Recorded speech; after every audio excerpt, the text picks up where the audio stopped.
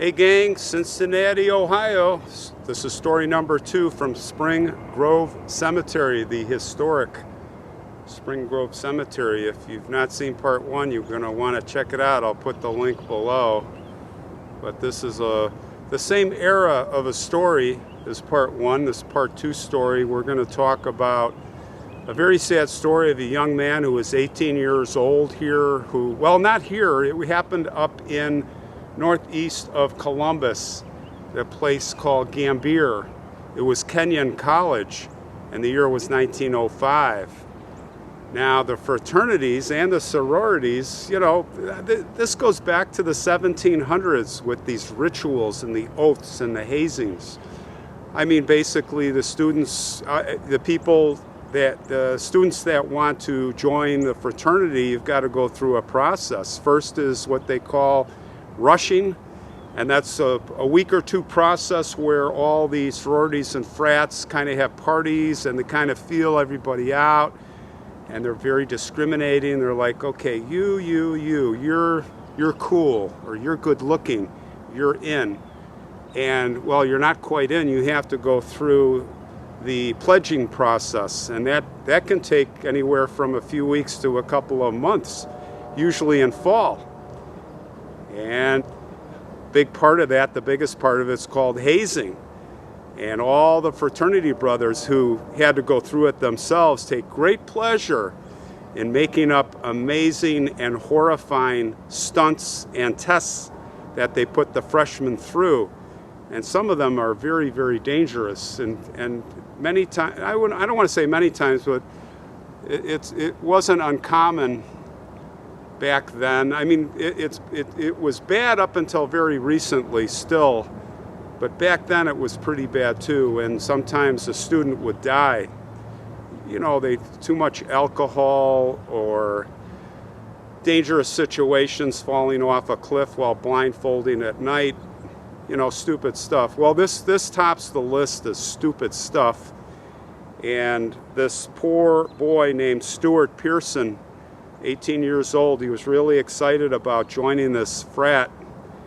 And let's take a walk. I'll tell you the story. It's a very sad story, and it's kind of one that's going to probably make you mad, as it did me. So let's walk around this fabulous cemetery and look at some of the statues and some of the artwork. And I'll tell you the story. So yeah, 1905, up in Gambier. Now that college was and is a liberal arts college. I'm not sure if it's as exclusive now as it was back then, but back then it was pretty much for the richy riches, the rich families, right? Well, this 18-year-old boy, Stuart Pierson, was the son of a wealthy Cincinnati lumber dealer. His name was Newbold Leroy Pierson, and his mom's name was Margaret. Now, they were a nice, upstanding, and respectable family, and they were part of the elite. All the elites stuck together. Where would he go? Well, he would go to Kenyon. That was the elite place to go, Kenyon College. And Stuart was a freshman. And of course, he wanted a pledge for a men's fraternity, the most exclusive one, which was called Delta Kappa Epsilon. And this was the Lambda chapter. Now, this was a very, I say exclusive because, I mean, they had people like Teddy Roosevelt went there. I don't know if he went to that chapter, but he was part of that fraternity. Everybody wanted to get in there. And Stuart was this really likable guy, this boy. I mean, he just was 18, and he was small in stature, but huge personality. I mean, underkey, not overstated. Everybody loved him. So he got his bid, And he was really excited to try to pledge for this fraternity. And these guys had some really terrorizing hazing tests, and they had a special one for Stuart. They decided that it was going to be on the night of October 28th, 1905. It was just before Halloween. And Stuart's turn. They decided it would be most amusing to tie him up to the railroad tracks down in the woods on the bridge in order to really scare the crap out of him. You know, the idea was to tie him up and say, hey, see you later. We hope we get back before a train comes. Well, of course, they wouldn't leave him there to get run over by a train. They knew what the train schedule was. Highly dependable train.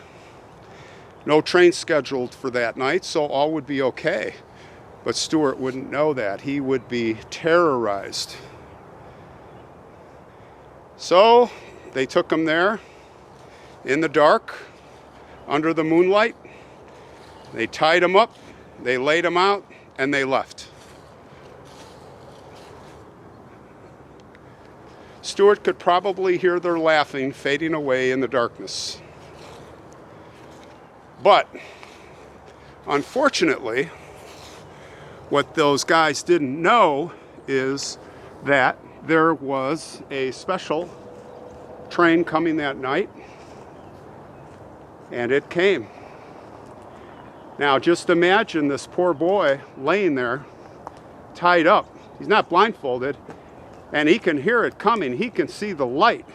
He is struggling, trying to get off, rolling, trying to get off the tracks at least, but he was probably in a complete panic. And as it was quoted in the paper, the train came and tore the boy to shreds. Just imagine his last seconds looking up, seeing the light, the rumble, the ground, the bridge actually vibrating as it rolls over him and tears his body into little pieces. Just terrible. Well, the boys came back and they couldn't find Stuart. Where's Stuart? They're looking around, they're looking up, they're looking down. He's not there on the bridge where they left him. So they walk in the moonlight to the other side of the bridge. Still can't find him, but there one of the boys looks and he's horrified to see the mangled body of Stuart on the side of the tracks, literally in pieces. Holy cow, we are in trouble now. Is that really him? Yes. Well, what could they do? They panicked. They didn't leave him there. And this gets to the story. They carried him in a bundle. They wrapped the pieces of his corpse up as best they could down the tracks, then up onto College Hill, passing Old Kenyon where Stuart's room was. And I've got a picture of that I'll show you right here. You can see his room, the red circle. They did not want, I guess they said they did not want Stuart's father to see or find his body. But what would you do if you were in that situation? This gets to the end of the story. Would you do that as kids? No, you would leave the body there. You'd call the authorities. They didn't. Why? Because they probably needed to remove evidence, like the rope that they tied him up. Just maybe. Just think about it.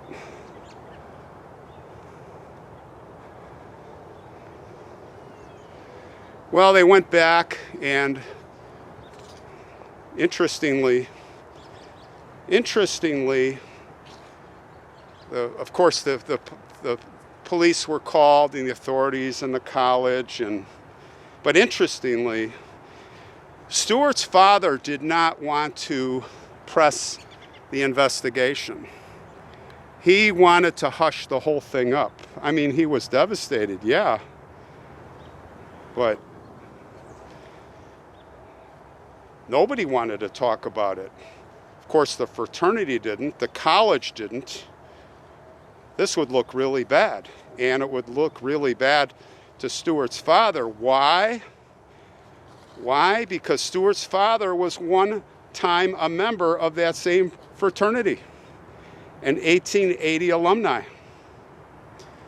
And as such, he swore the oath. He swore the Delta Kappa Epsilon oath, which reads, "I swear by all my hopes on earth to keep this pledge with the brethren of our order. May my life be accursed, my death be loathsome, my heart cut out and cast into the dust, my flesh rot from my bones crumble away, if I ever reveal any of the secrets of our beloved order or betray my brethren." But was it just being loyal to his brothers, the alumni, the father? No. Why? I'll tell you why. Because the father was there. He was part of it. He came to celebrate Stuart's initiation. He was part of the plan. He was smoking a cigar back at the fraternity lodge while his boy was run over by the train. And what did they all say? "We sent Stuart down there." No, he was to wait for the committee. They were going to go down and do the stunt, but he was there ahead of time. We sent him by himself to wait for us. Yeah, right. That was the beginning of the big cover-up. His own father was part of it. Yes. The big cover-up.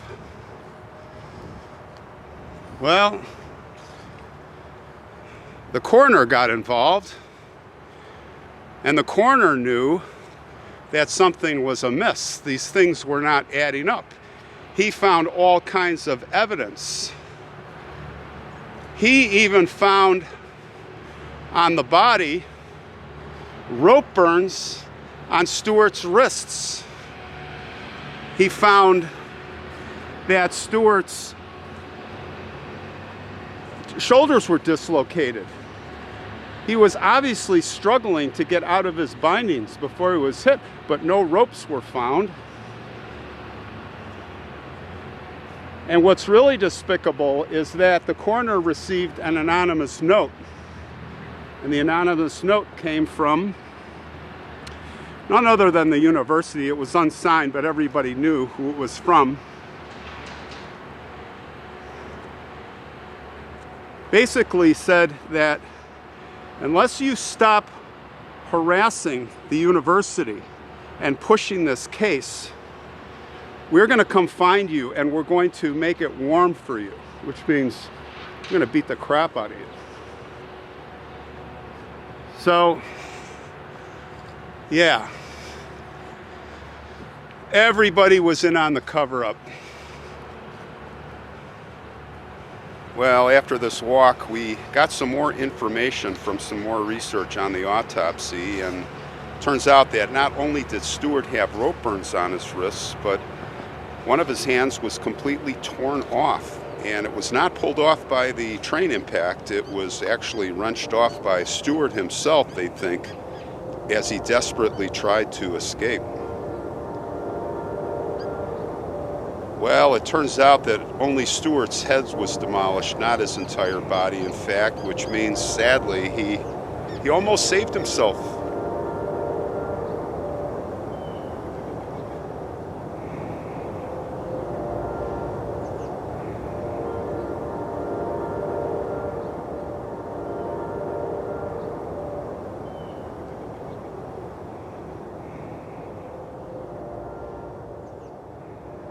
Yeah, two men, the father and the college president. What were their names? I'll tell you. I will tell you both of these names so they can go down in history as the cowardly bums that they were.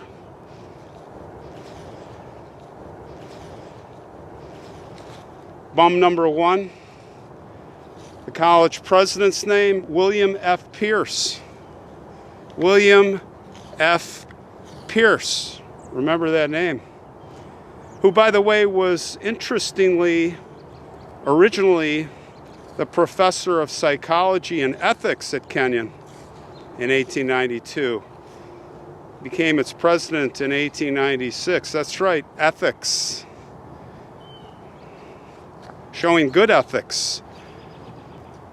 Then in 1901, he was ordained as a deacon of the Protestant Episcopal Church in 1894, and he became a priest in 1901. That's right, a priest. What a pathetic hypocrite. And that's his legacy. That's his legacy. And the father, bum number two, Newbold Leroy Pierson. Yeah, we mentioned his name at the beginning. Fraternity brothers come first. Oh, and by the way, old Newbold got his 22 years later. He was hit and killed when he stepped in front of a car being driven by a 17-year-old young man. Fractures of the skull and left leg. He was 70 years old when he was killed. The father that helped kill his son and then went along with the cover-up. And that's his legacy. That's his legacy.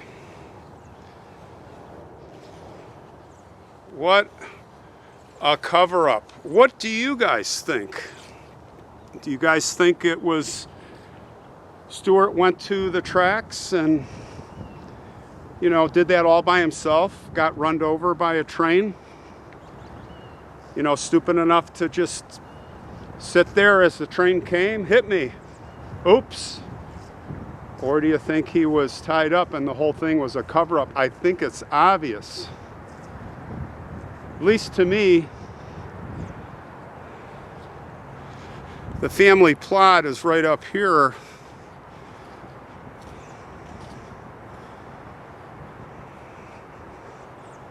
There were other brothers that Stuart had, and there are descendants. I wonder what they all think.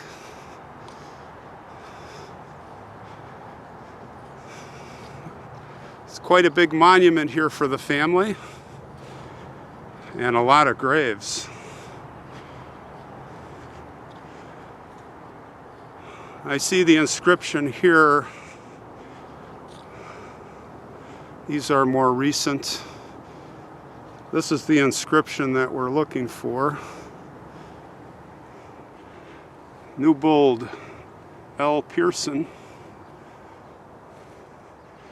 1857 to 1928. And then Margaret,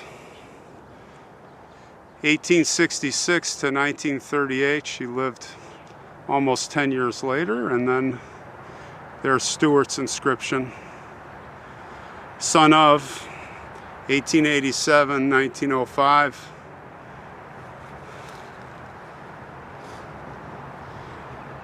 And here are their graves.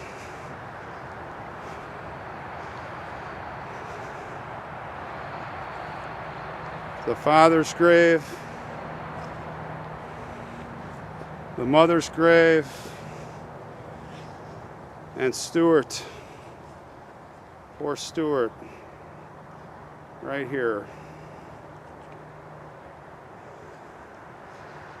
Well, that's the story here. So yeah, I guess I question the university. Maybe there's a plaque there. Maybe there's a plaque for Stuart in the Student Center. Don't you think there should be? I mean, it was a university cover-up. I don't know. Do you think they remember him? I'll bet not.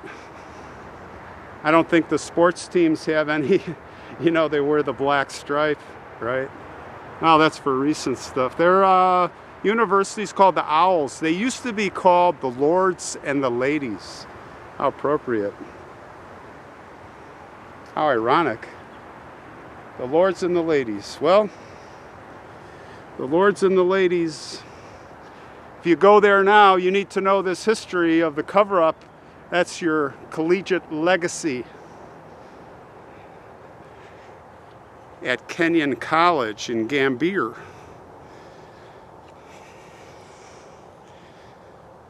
Well, all that said, we do hope that the Pierson family, especially Stuart's, resting in peace. So long, folks. See you on the next one.